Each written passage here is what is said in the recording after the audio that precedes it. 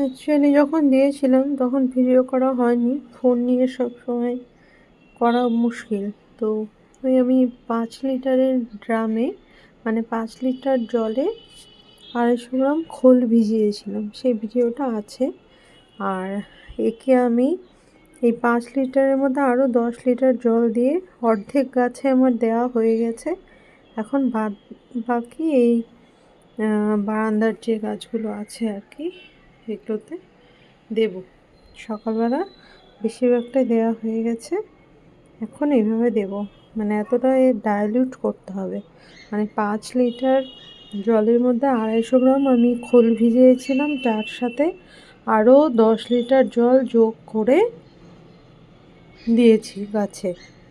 এটা হচ্ছে ডাইলুশনের মাপ, মানে আমি এইভাবে দিই। আপনারা কীভাবে দিয়ে থাকেন সেটা সবারই একটা নিজস্ব দেওয়ার তাক থাকে আর কি। তো এই